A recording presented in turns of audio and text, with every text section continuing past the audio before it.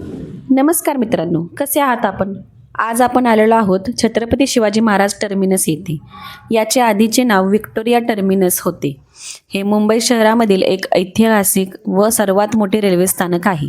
मुंबईच्या बोरीबंदर भागात असलेले हे स्थानक इसवी सन 1887 मध्ये व्हिक्टोरिया राणीच्या राज्याभिषेकाच्या सुवर्ण जयंतीनिमित्त बांधण्यात आले. येथे 18 फलाट असून फलाट क्रमांक 1 ते 7 हे मुंबई उपनगरी मार्गिकेवरील स्थानकांचे आहेत. फलाट क्रमांक 8 ते 18 हे मुख्य मार्गिकेवरील असून तेथून लांब पल्ल्यांच्या पॅसेंजर जलद गाड्या मार्गस्थ होतात. हे युनेस्कोचे जागतिक वारसास्थान आणि त्यासोबत मध्य रेल्वेचे मुख्यालय आहे. हे 1878 ते 1887 दरम्यान बांधले गेले. फेडिक विल्यम स्टीव्हन्स यांनी डिझाईन केलेली ही वास्तू व्हिक्टोरियन गॉथिक रिवायवल शैलीचे उत्कृष्ट उदाहरण आहे.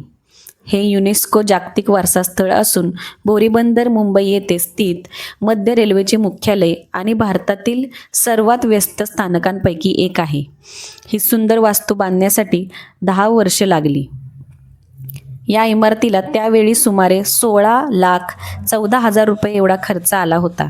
या इमारतीचे वैशिष्ट्य म्हणजे इमारतीच्या मध्यभागी एक दगडी घुमट, सुळके, टोकदार कमान आणि सी आकाराची असलेली त्याची रचना आहे.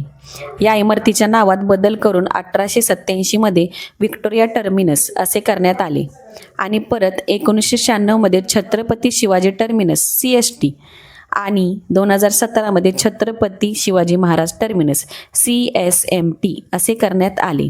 या इमारतीला 2004 मध्ये युनेस्कोने जागतिक वारसा स्थळ वर्ल्ड हेरिटेज साईट म्हणून घोषित केले.